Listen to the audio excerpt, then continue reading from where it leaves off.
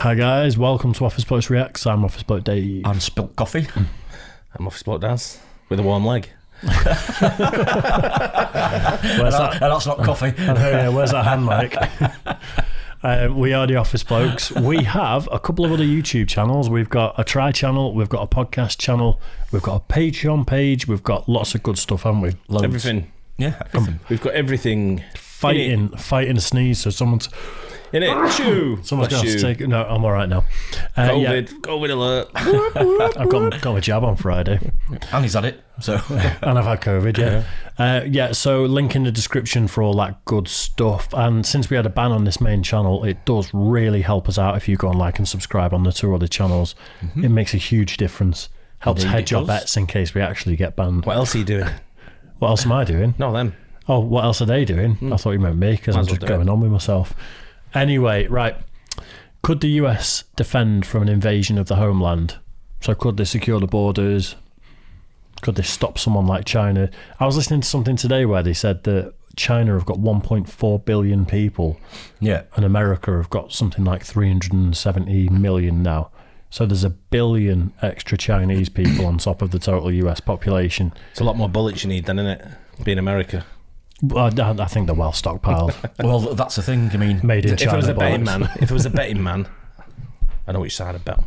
Yeah, so do I. I mean, even getting people over there, I mean, transporting them and everything be a massive thing. Oh, yeah, of course. Although, obviously, you know, we've got a lot of border and a lot of coastlines to defend, haven't you? But don't forget the 2,000 military air bases, the military bases the US have got all around the world. So as soon as you overcommit to invest in invading the US homeland, their bases all around the world are going to attack your country while your guards down. And the thing is, these days, I mean, you can't just creep up on anyone, can you? You know. You can say in advance. Jesus. Do you know what though? Is any country around the world that wants to invade America, right? While they're thinking about it, America will fuck them up. I think you're probably about right there. I thought you were going to say we'll fuck them up. Well, America, they're being invaded. We'll sneak in. No. Any country that even thinks about it, the spies that are so deeply embedded in these countries, while they're even thinking about it, the US would just fucking obliterate them. Simple. There's many more ways than just war and weaponry and all that. They'll just cut them off. They've got that power. There's an absolutely classic movie called Red Dawn, where the Russians invade America. It's got Charlie Sheen in it. Kurt Russell, I think, is in it, and it's a classic. It got remade and butchered, and they made them kind of non-specific Korean-looking people that invaded America. But the original is literally an invasion of the homeland, and it's just one day.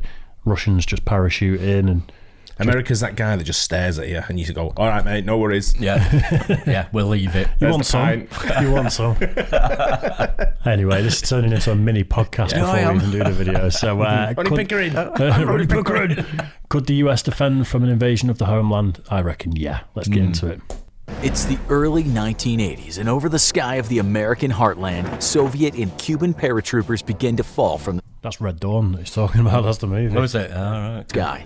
In minutes, thousands of communist invaders have gained a foothold in the very heart of America.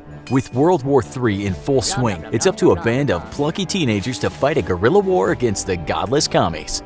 If you grew up in the 80s or just plain don't have bad taste in movies, then you're well aware of the action hit Red Dawn, a film that portrays a Soviet invasion of the United States toward the end of the Cold War. No, we're not talking about the remake. We don't speak of the remake.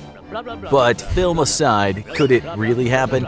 That question was asked by infographics show fan Blazik, who wanted to know if someone were to invade America, could the US pull all its forces home and hold out against a foreign invader?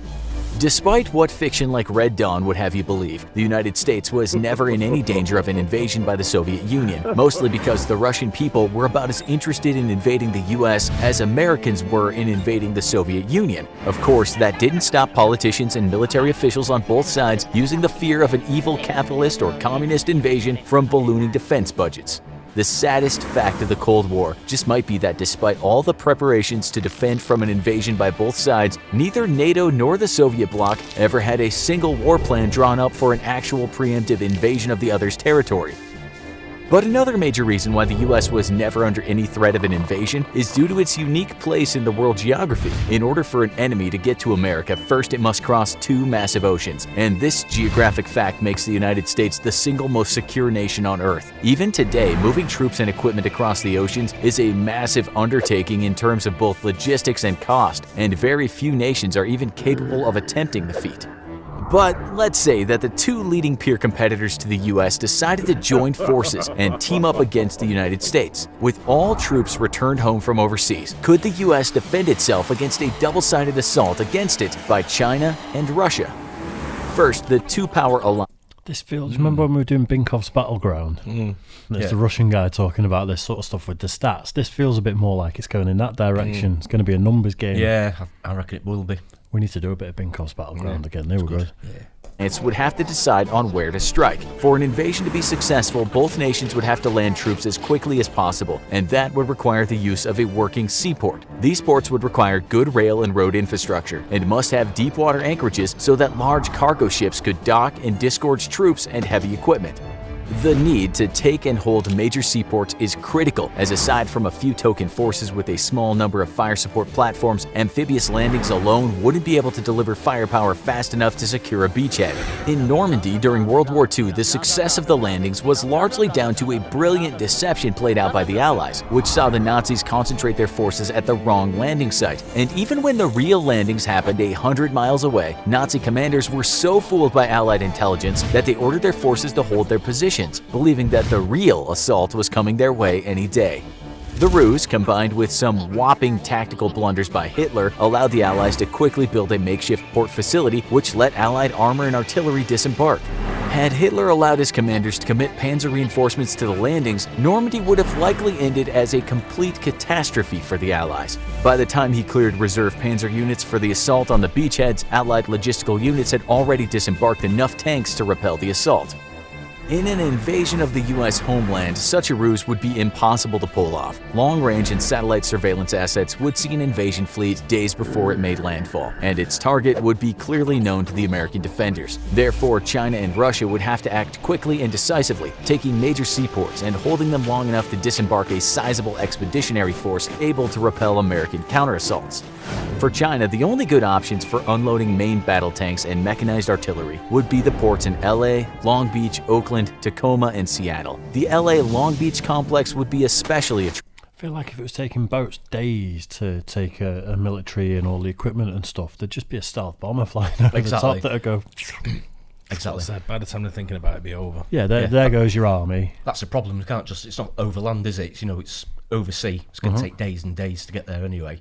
And with, like I say, satellite and stuff like that these days, they can just see them a mile off, can't they? You'd have to get them to overcommit themselves to a war somewhere else to even have a chance of getting anywhere near it. Yeah.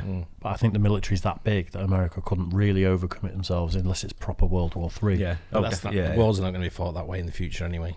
I don't think so. It's mad, isn't it? It's going to be different. As it's one of the world's largest ports and would allow Chinese forces to disembark very quickly.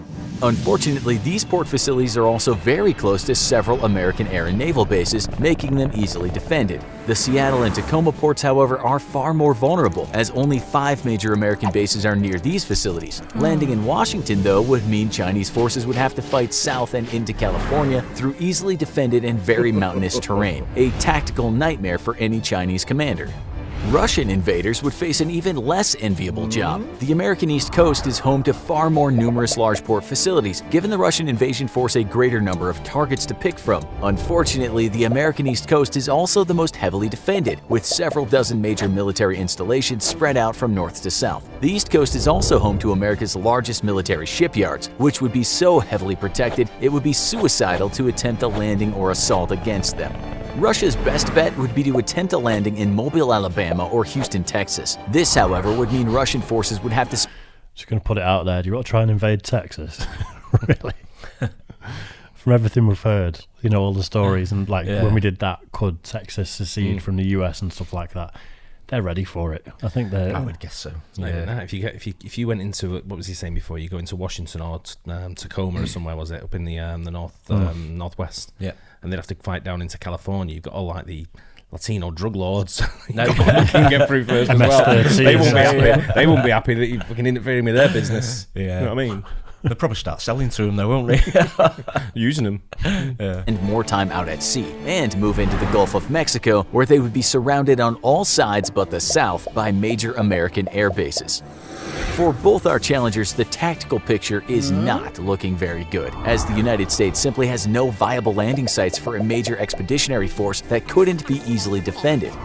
China and Russia could opt to coerce or bribe Mexico or Canada into allowing them to land at their facilities and launch an invasion into the US itself. This would be by far the best strategic option for the invasion forces, but in response to the agreement between either nation and the Sino-Russian alliance, the United States would immediately begin a large-scale bombing campaign against port facilities in Canada or Mexico, with every viable port being within easy reach of American bombers. Even before the invasion force crossed the ocean, they would be sailing for ports that have been turned into rubble.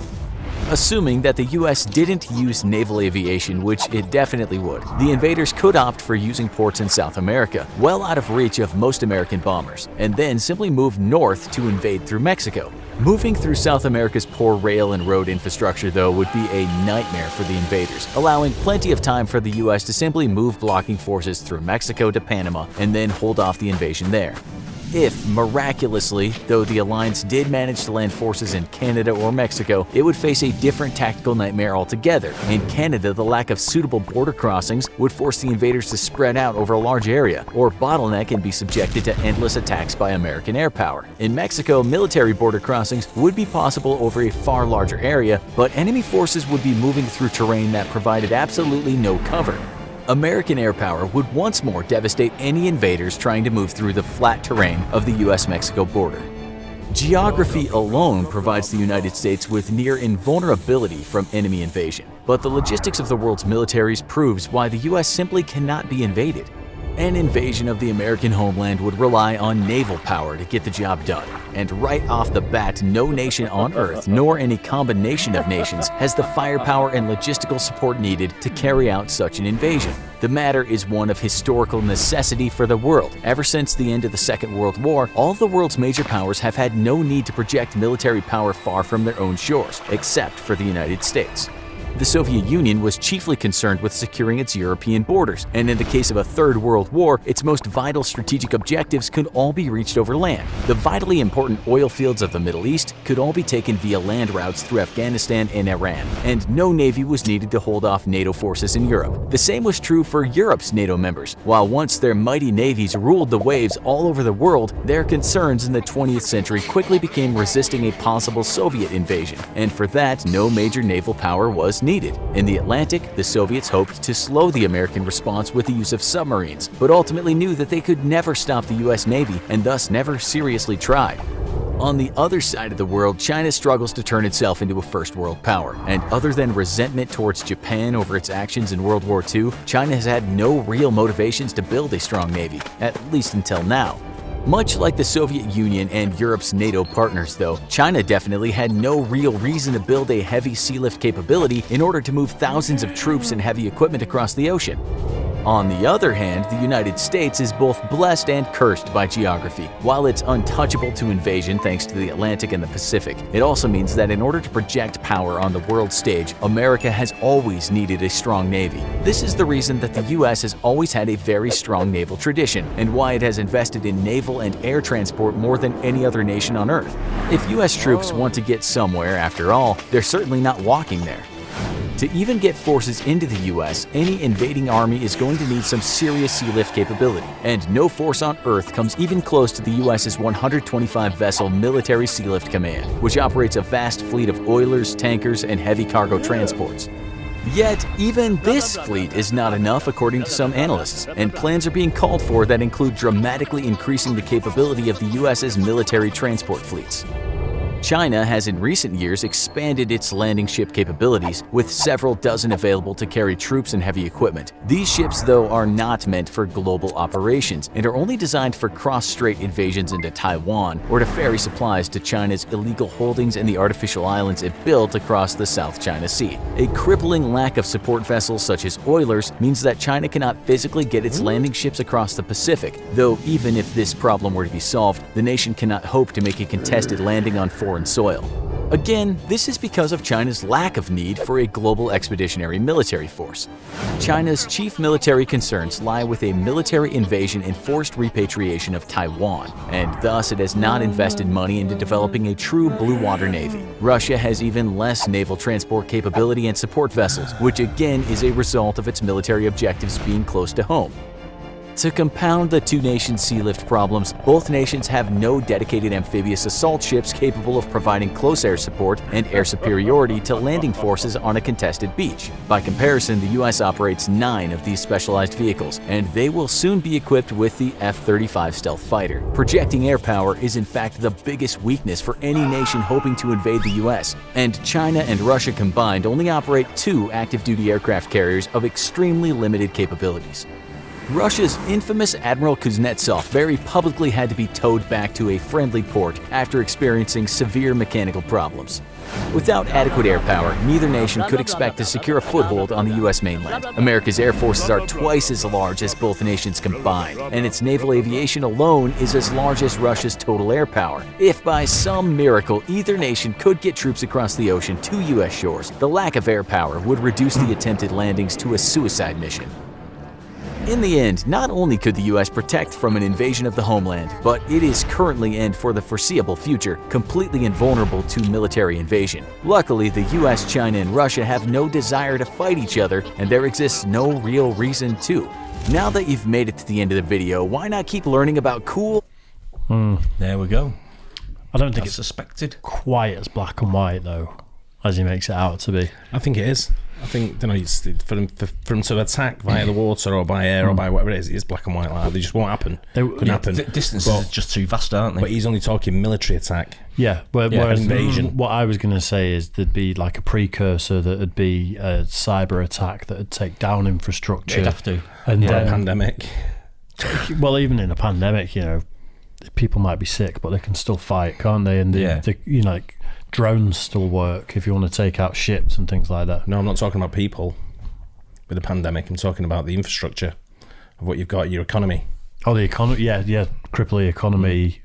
Yeah, I get that. Yeah, buy up everything on the cheap. Yeah. Yeah, I think like that is the only way you could do it, isn't it? Like, you know, viruses, you know, computer viruses, things like that, and that's the if you could take out defense systems and then maybe try it, but again, the logistics of slow ships going across the Pacific and not going to work. No, I think of another way, and that's the other ways they are thinking of, isn't it?